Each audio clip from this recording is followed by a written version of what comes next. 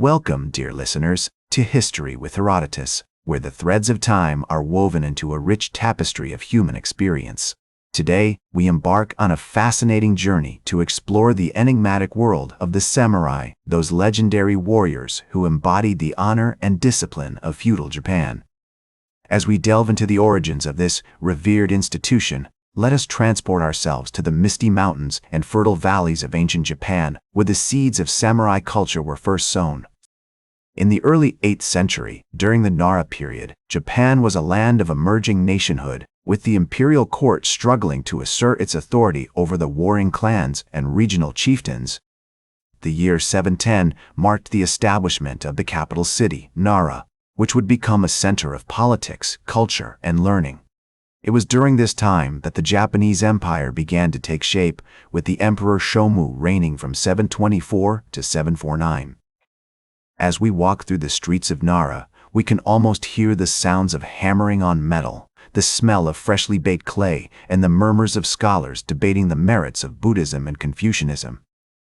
The indigenous Shinto traditions, which stress the importance of loyalty and honor, merged with Buddhist and Confucian influences to create a unique cultural matrix that would nurture the growth of samurai ideology. The great Buddhist temple of Todaiji, built during the Nara period, became a center of learning and culture, attracting scholars and warriors from across Japan. We can imagine the sound of chanting monks, the scent of incense wafting through the air, and the sight of intricate carvings adorning the temple's walls. The early 9th century saw the rise of the samurai as a distinct social class, with the establishment of the samurai-dominated imperial guard known as the Konoe. This marked an important milestone in the development of the samurai, as they began to consolidate their power and influence within the imperial court.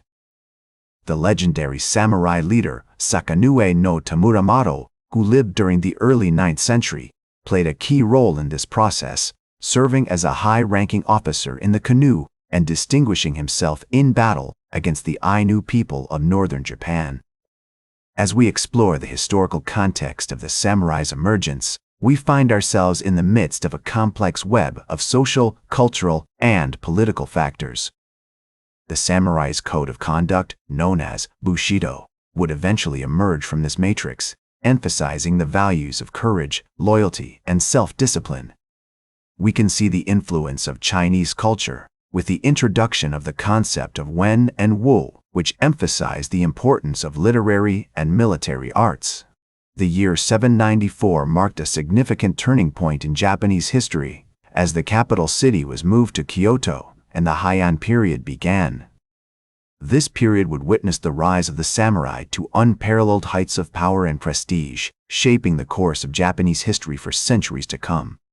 As we stand at the threshold of this new era, we can feel the excitement and anticipation building, like the quiet before a storm.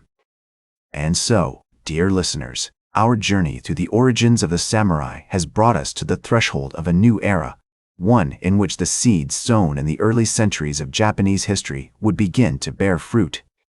As we prepare to enter the next phase of our exploration, we find ourselves on the cusp of a transformative period, one that would witness the rise of legendary warriors, epic battles, and a code of honor that would become synonymous with Japanese culture.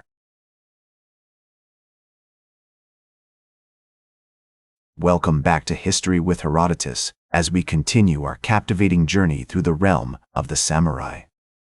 As we enter the 12th century, Japan is embroiled in a period of civil war, with the Taira and Minamoto clans vying for control of the imperial court. It is during this time that the samurai class begins to consolidate its power, with legendary warriors like Minamoto no Yoshitsune and Taira no Kiyomori leaving an indelible mark on Japanese history. The year 1185 marks a pivotal moment in this struggle, as the Battle of Dan no Yura takes place, resulting in the decisive victory of the Minamoto clan and the eventual establishment of the Kamakura shogunate. This period, known as the Kamakura era, would see the rise of the samurai as the dominant force in Japanese society. The samurai code of conduct, Bushido, becomes more refined, emphasizing the values of courage, loyalty, and self-discipline. We can imagine the sound of clashing steel, the scent of smoke wafting through the air, and the sight of armored warriors charging into battle. The legendary samurai, Yoritomo, who founded the Kamakura shogunate, would become a symbol of this era, embodying the ideals of Bushido and setting the standard for future generations of samurai. As we delve deeper into this period, we find ourselves in the midst of a cultural flowering, with the arts, literature, and philosophy all flourishing under the patronage of the samurai class. The works of the great Japanese poet Fujiwara no Taika and the writings of the Zen master Dogen would become iconic representations of this era's cultural achievements. We can envision the intricate gardens, the carefully crafted tea ceremonies, and the majestic temples that dotted the landscape, all testifying to the refined sensibilities of the samurai. The 14th century sees the rise of the Ashikaga shogunate, which would further solidify the power of the samurai. The legendary shogun, Ashikaga Takauji, would play a crucial role in this process, navigating the complex web of alliances and rivalries that characterized this period. The year 1336 marks the beginning of the Nanboku-cha period, a time of great upheaval, as the imperial court is divided into two competing factions, with the samurai playing a pivotal role in the ensuing conflict. As we explore the historical context of this era, we find ourselves in awe of the achievements of the samurai. Their unwavering dedication to their code of honor, Bushido, would become a hallmark of Japanese culture, inspiring countless generations to come. We can see the influence of Zen Buddhism, with its emphasis on mindfulness and self-discipline, shaping the samurai's approach to warfare and everyday life. And so, dear listeners, our journey through the golden age of the samurai has brought us to the pinnacle of their power and influence. As we stand at the apex of this era, we can gaze out upon a landscape transformed by the ideals of Bushido, with legendary warriors, epic battles, and a code of honor that would become synonymous with Japanese culture. But as with all things, decline and transformation are inevitable.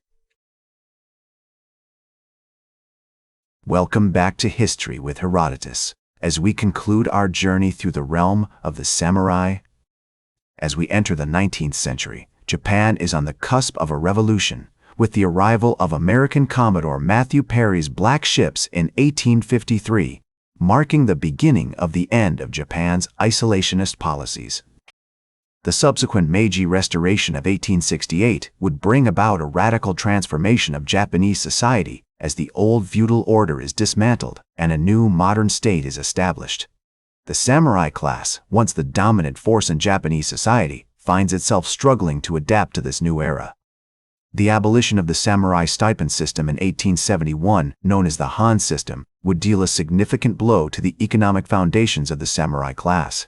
Many samurai are forced to find new ways to make a living, with some turning to commerce, industry, or even agriculture. The legendary samurai, Saigo Takamori, would become a symbol of the resistance to these changes, leading a rebellion against the Meiji government in 1877. As we delve deeper into this period, we find ourselves in the midst of a cultural transformation, with Western ideas and values increasingly influencing Japanese society. The works of the great Japanese writer Natsume Soseki would become iconic representations of this era's cultural achievements, as he grapples with the challenges of modernity and the decline of traditional Japanese values. The 20th century would see the rise of Japan as a major world power, but the legacy of the samurai would continue to shape Japanese culture and identity. The ideals of Bushido, though adapted and transformed, would remain an integral part of Japanese society, influencing everything from business etiquette to martial arts. The legendary samurai, Miyamoto Musashi, would become a cultural icon, symbolizing the values of discipline, self-control, and strategic thinking that are still revered in Japan today. As we conclude our journey through the realm of the samurai, we are reminded that their legacy extends far beyond the battlefield or the feudal castle.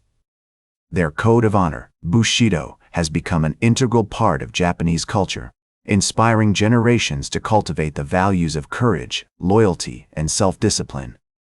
Though the samurai class may have declined, their impact on Japanese history and culture remains indelible, a testament to the enduring power of their ideals and achievements. In the words of the great Japanese poet Matsuo Basho, the journey itself is the destination. Our journey through the realm of the samurai has been a long and winding one, but it is in the culmination of this journey that we find the true meaning and significance of their legacy. As we bid farewell to the samurai, we are reminded that their story is not just a relic of the past, but a living, breathing part of Japanese culture and identity, continuing to inspire and captivate us to this day. That's all for today's History with Herodotus. Remember to like, share, and subscribe. And until next time, remember that to understand the present, we must first understand the past.